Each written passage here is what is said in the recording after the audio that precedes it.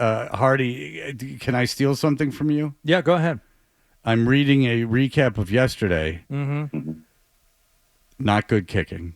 Oh, that's right. Good call. All right, Deuce would indulge my kicker talk every once in a while. Absolutely. What's going on there, Deuce? And again, this isn't kicker talk for kicker talk's sake when I used to try and wedge it in there during the Tom Brady years. No, for a team that is potentially going to be struggling on offense, field goals will be important. So what's going on? Yeah, that was the first day we've seen misses, really. There's been a couple here and there throughout camp, but these guys have been neck and neck. You saw the 57-yarder that Romo had in the game. So this was really the first day that it didn't look great. So I was a little bit surprised, but I think with a lot of things on the team right now, you're hitting a little bit of those dog days of summer, and some of it's getting a little clunky, and we'll see if they can work it out in Minnesota. Honestly, the main story for me has always been and will continue to be the left side of that offensive line. You saw the big mistake they made last Friday night, and then at practice, based on what I read yesterday, it wasn't much fun for them either. Yeah, look, they've been getting introduced to the NFL, no question. That's something they've got to be better at. Heard Doug Marrone yesterday, the offensive line coach, talk about, we got to rep them more on those kind of stunts. It's something that they're going to see a lot of now that it's on film. They're going to see even more of it. So that's definitely been a work in progress for sure for those guys. And that's, I think we talked last time, some of the lumps that they might have to take playing a couple young guys along the offensive line. But also you take a lot of the positives from that performance in the preseason game, especially Will Campbell and that run blocking.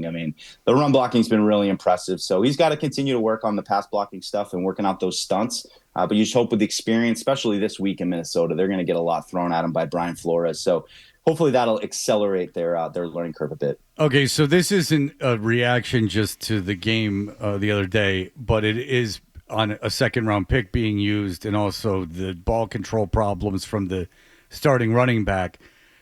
If you had to go into the season now and guess how carries are going to be split between the three running backs, what do you predict happening, and what should we be looking for as clues as this goes on, if any? Yeah, I think it's still Ramondre. I think Ramondre is still going to get the first chance. He's going to be the early down back. He just has better size than the other two guys. But I think Antonio Gibson's run really hard, and there's going to be a rotational spot for him. And everybody's excited about TreVeyon Henderson, that home run hitting ability. You saw it in the kickoff return. You saw it a little bit on offense too. So I think they've got a really good mix right now. Really just the question is, Ramondre, it seems like he got maybe a little bit banged up in that preseason game. We haven't seen him in the last two practices. We'll see if he makes it up to Minnesota. But right now I like that trio. It really just comes down to, can Ramondre put those fumbling problems from last year behind him and be safe with the ball? And if he can do that, then you're pretty set. And if not, then they might have some questions there. But, I really like what Antonio Gibson does. You saw him in the preseason game. He runs really hard. He's a good balanced backup back. So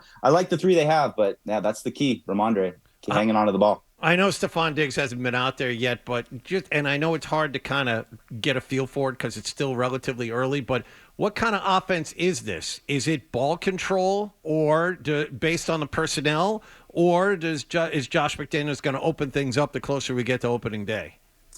That's a good question, Don. Right now, that's what I'm really thinking about because, like I said, they've been a little bit sloppy these last few days. As things have gotten competitive at the end of practice, really the defense has carried those moments, and they've been up and down. But they've said, and you heard the quote you guys played right before I came on with Josh, that they're working through things. They're trying out some new things as well, so that's part of it. What kind of offense is going to be? I think it's going to be a lot of what we saw with Josh McDaniels, and the ability for Drake May to take the easy reads, make the profit, and hit those big plays when they're there. Saw really good stuff from Drake early in the spring and into the early part of the summer, middle of the field, early down stuff. He was, really looked like he was grasping the offense. And, now as we've gotten into the red zone, into the competitive stuff, you can see that now it's getting a little bit tougher for everybody. So probably growing pains we should have expected a little bit. But again, I'm really excited to see how they look up in Minnesota. They're going to head up there for a couple of days of practices. And, like I said, Flores is going to throw a bunch at them, and they've got to be on top of the offense to know how to get plays off.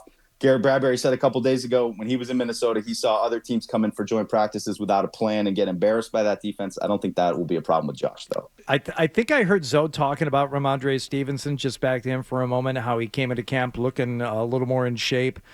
Maybe had done some really good work in the offseason. And now he's not practicing. Yeah, I mean, Yeah. I wondered if that was all like kind of like writing on the wall. It's like, might be called into service a little bit more than I had anticipated based on what was done or wasn't done in terms of the offense in the offseason. Yeah, I mean, he did. He looked really good. I mean, really, unfortunately, it's just that fumble he had in the in-stadium practice, I think, brought back the yips for a lot of people for a second, reminding them, of that issue, because he's been really good. He's looked fast. He's looked, quick through the hole. He has experience with Josh McDaniels. So, really, a lot of this offense, I think, hinges on his ability to be that guy on the early downs. And if he is able to, then you can sprinkle in TreVeyon Henderson and really exploit matchups with him. So we'll see with Ramondre in these coming days. He wasn't out there the last 2 days. Something must have happened. I mean, he did get a pretty good run there in the preseason game. So we'll see. We'll see how it comes together here over this week. But I still think week one, Ramondre is going to be your early down guy. Okay, so, you're talking about how the offense is going to be. Hardy asked you about it, or John asked you if it's going to be ball control. With Vrabel and McDaniels never working together, is that a concern with you? Like, as the season goes on, that the communication, how important is that between coordinator and head coach, and how long does it take to like kind of develop that chemistry? Yeah, I mean, they were obviously never played under him, but I mean, they worked with each other, the Patriots. So there is, I think, like a familiarity between the two guys just as a baseline.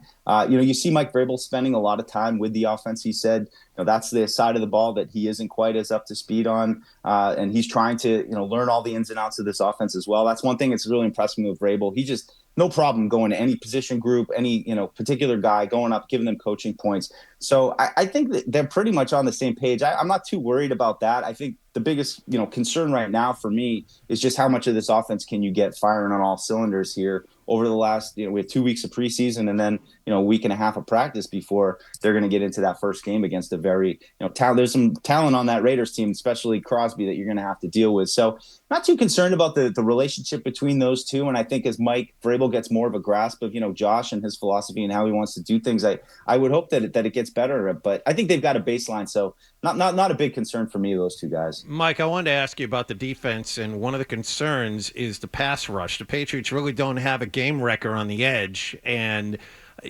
Washington really didn't play anybody and on the offensive line, none of their starters, and the Patriots had their starting defense out there, and I'm looking at the box score here. They had no sacks and one quarterback hit.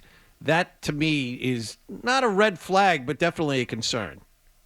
Well, I'd say the Patriots didn't have, Barmore, Harold Landry, and Chason, who's back at practice. And I'd say those are their top three pass rushers right now. So I'm excited about this pass rush. Really, if there's anything I'm more concerned about, it's, how they're going to stack up against teams that really try to run against them a little bit, which, let's face it, in today's NFL, not the biggest concern. But, between Barmore, Milton Williams, Harold Landry, what Chason has shown. I mean, Chason's been a nightmare off the edge. It was great to get him back at practice this week. Had a little, after a great start, was dinged up there in the in-stadium practice. So I'm not totally concerned with that right now. I think right now they've got the pieces up front, especially with Chason emerging. That was a huge question for me going in, but seeing Barmore back to full health and how he's getting off the ball and just being consistently disruptive, and what Harold Landry still has in the tank, I was really impressed. I thought he was the player on defense that stood up the most to me in the joint practices, but they're taking their time protecting him a little bit. So I'm not too concerned once they get those guys back. And really, I think once you see Chason out there,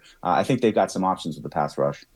All right, Mike Dussault, you got something for him, Hardy, before we go? All right. Oh, no. No, yeah. Listen, did Perillo even talk to you after you got the Louisiana license plate wrong? Oh my gosh. No, I haven't lived it down yet. I feel like I'm not worthy What to do happened? Jaws trivia anymore. Jaws trivia, the state that the license plate they pull out of the shark, what state was the license plate from? Okay, and the answer is Louisiana. Louisiana, which everybody knows. Yeah, of course. Mike said New Jersey, I think. Yeah. Oh. All right. So I know. This is a chance for you to really redeem yourself, okay? Okay. Leading up to Quint's big speech there on the Orca about the USS Indianapolis, they're comparing injuries. Mm-hmm. And Hooper makes a joke. He pulls open his shirt. He said, "You see that right there?" He said, blank, blank, blank. Mary Ellen Moffat? Oh, yeah. Oh, yeah. Oh, I thought you were going just one of the guys where it says I'm a girl and shows a tremendous bosom. You know what? You know what the hell of that movie is? I didn't realize it was a girl the whole time. I was surprised as he was. Oh, then you just weren't cut her paying hair. attention. I guess not. I didn't even know. Because she had a hunk boyfriend, a college guy. All right. It's a great one. In what type of contest did Quint injure his arm, and in what city did that contest take place? Same scene. Hint, circle is one of the words. Arm wrestling. Arm wrestling contest. Pulled me right over. Right, but what city were they in? Oh, that's where you're gonna get me again here. Oh man, I don't know. Chicago. Throw it out there. San Francisco. San Francisco. All right. That's pretty good. Oh, San Francisco. Arm wrestling. Oh man. Please. Yoo-hoo. Yoo-hoo. You know, San Francisco, very gay. All right, Mike Dussault, thank you so much. For all the latest from the Sports Hub, download the app at 985thesportshub.com.